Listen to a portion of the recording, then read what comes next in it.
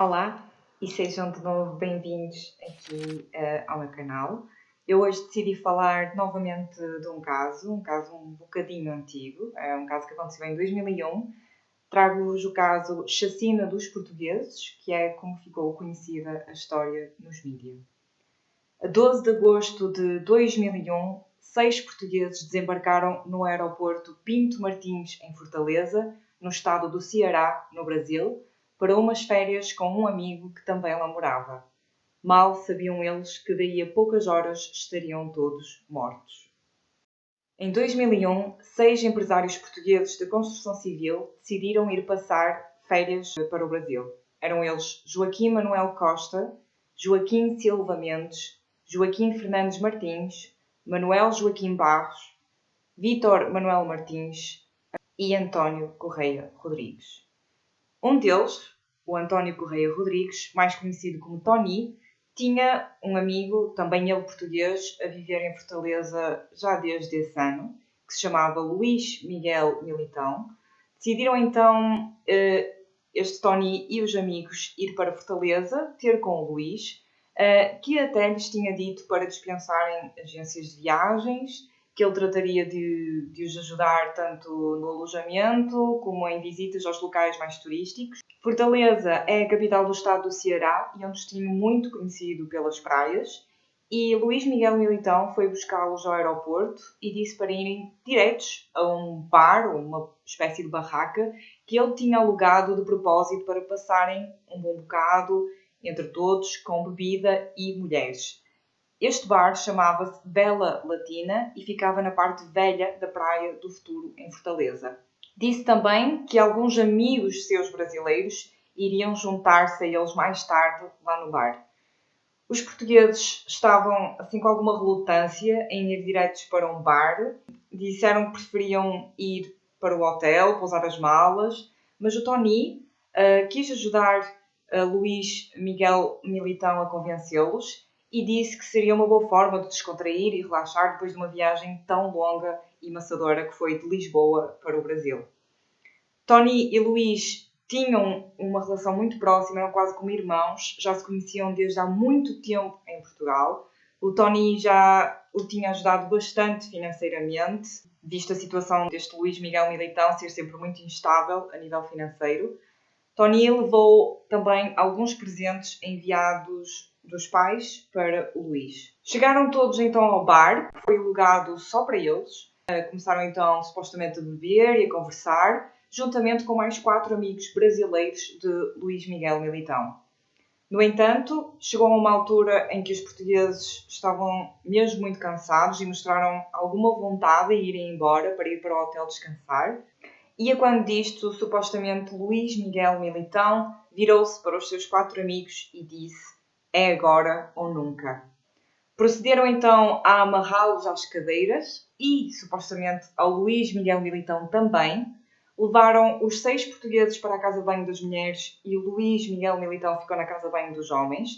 Os 4 sujeitos estavam munidos de armas, facas e paus e ameaçaram os portugueses para que lhes dessem documentos, dinheiro e os cartões de crédito que tinham com eles. Luís Miguel Militão, que ao início parecia quase estar a desempenhar um papel para que não pensassem que ele estava envolvido com o assalto, mais tarde saiu do bar dando ordem de matar. No seu livro, que ele escreveu uns anos depois, chamado Morrer na Praia do Futuro, Luís Miguel Militão disse, e passo a citar: "O rosto deles era de pânico e senti que alguns desconfiavam do meu envolvimento no sequestro.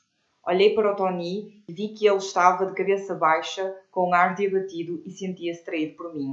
Foi a última vez que vi aqueles 6 homens compatriotas e pais de família."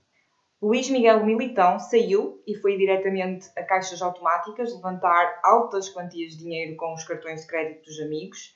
Câmaras de vigilância colocam-no em 3 caixas de multibanco diferentes pela cidade inteira. Levantou cerca de 3.000 reais, à volta dos 490 euros, mas ainda não contente, mais tarde dirigiu-se também a um centro comercial onde comprou joias e outros artigos de luxo, também com os mesmos cartões. Pegou em tudo isto e pegou também na família e fugiu para Sapucaia, que fica a mais ou menos 800 km de Fortaleza.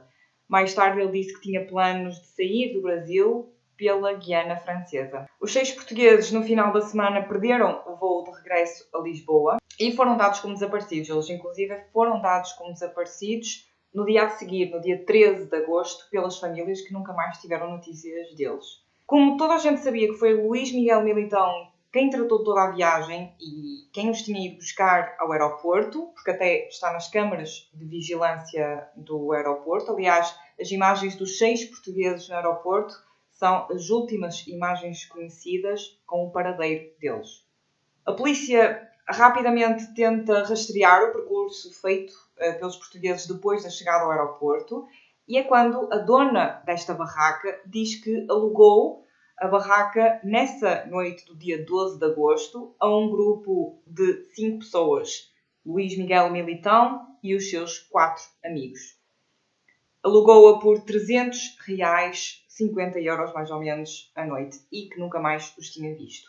Às 3 horas da tarde do dia 24 de agosto de 2001, 12 dias depois de terem estado desaparecidos, as autoridades descobrem o triste fim que tiveram estas 6 pessoas. Ao fazerem escavações no chão da cozinha da barraca, descobriram os corpos dos 6 portugueses enterrados em cimento recente. Dados das autópsias iriam infelizmente mostrar que os 6 foram ainda enterrados vivos, por terem vestígios de areia nos pulmões e no estômago. Todos tinham marcas de pauladas, facadas e alguns tiros. A todos faltavam-lhes dinheiro e cartões de crédito. Começaram então as investigações, por causa disto de terem desaparecido os cartões de crédito, porque, claro, eles conseguem rastrear quando é que os cartões de crédito foram usados e, claro, o principal suspeito passou a ser o Luís Miguel Militão, amigo das vítimas, porque haviam câmaras de vigilância que o colocavam nas caixas de multibanco a levantar dinheiro dos cartões dos amigos no mesmo dia 12 de agosto, como se nada fosse. Prenderam Luís Miguel Militão no dia 22 de agosto. Mais tarde prenderam também os seus 4 cúmplices, que eram eles Leonardo Sousa dos Santos, segurança, José Jurandir Pereira Ferreira, que em casa tinha uma arma de calibre 38 que foi usada no crime, Raimundo Martins, que era também segurança, e Manuel Lourenço. Todos relataram que o autor moral do crime foi Luís Miguel Militão, que era o único que conhecia as vítimas, o único amigo das vítimas e quem os convidou a passar férias no Brasil. Todos falaram friamente e sem qualquer tipo de arrependimento ou remorso dos crimes. Luís Miguel Militão, ao início, negou tudo, negou inclusive a conhecer qualquer um dos 6 portugueses. No entanto, ao ser confrontado com todas as provas que haviam contra ele, precisamente, nomeadamente as câmaras de vigilância, os levantamentos de dinheiro e tudo isso, claro que ele foi obrigado a mudar o testemunho e a confessar o cariz moral do crime, mas sempre a reafirmar que nunca tinha matado ninguém. Durante todo o processo, Luís Miguel Militão estava constantemente a mudar o seu estado de espírito. Havia horas que ele estava arrependido, estava sempre de rastos. Aliás, ele auto-intitulou-se Monstro, mas havia outras situações em que ele estava completamente desinteressado, estava-se mais a marimbar para todo o caso. A sentença saiu no dia 21 de fevereiro de 2002, meio ano depois dos crimes terem acontecido. Luís Miguel Militão foi condenado a 150 anos de prisão, 25 anos por cada vítima, sendo que 30 anos dessa pena é pena efetiva. Pode sair em 2031. Raimundo Martins, considerado um dos mais violentos dos 4 cúmplices de Luís Miguel, foi condenado a 162 anos de prisão. Os restantes cúmplices foram condenados a 120 anos cada um. Todos foram condenados por latrocínio, que é roubo seguido de morte, ocultação de cadáver e formação de quadrilha ou bando. Luís Miguel Militão, de 31 anos na época do caso, nasceu no Barreiro, em Portugal, em 1970 e vivia de emprego em emprego, sempre a pedir dinheiro emprestado aos amigos e estadia também.